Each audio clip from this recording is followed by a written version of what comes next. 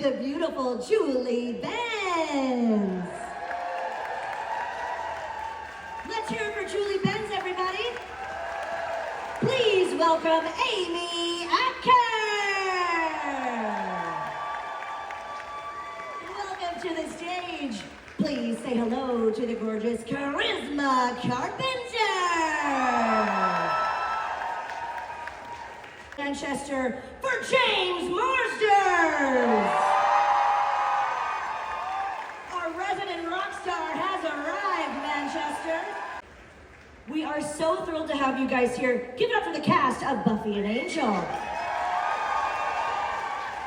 Anthony Giles recently passed away, and if you would be okay to share some of your happy or fun memories with him in a way to remember him. I remember early in season 2, my accent wasn't that great, and in the script they had me say bullocks, but it was written by an American, so it was spelled Bullocks, and I just did what I was told, and I said bullocks, and he came up to me and he goes, "We don't say it like that, you prat.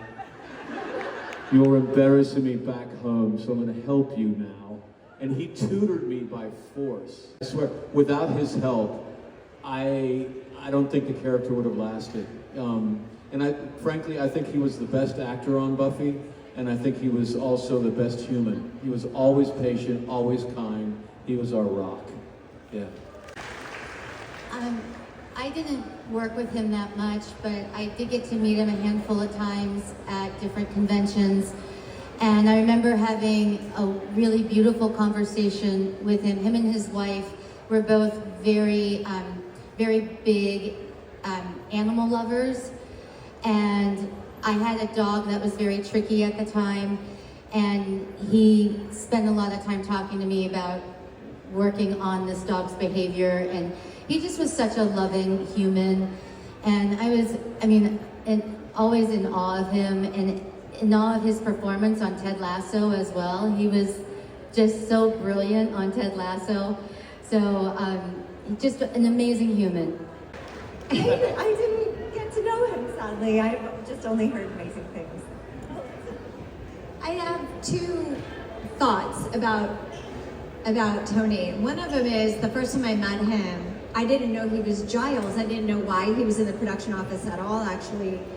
He was this British guy. He was wearing like a white kind of Hanes t-shirt, basic, with like jeggings, but they weren't jeggings then. They were sort of like flowy, but they had an elastic and they were striped. He had an earring. I did not know, and I was like, "That's Giles?"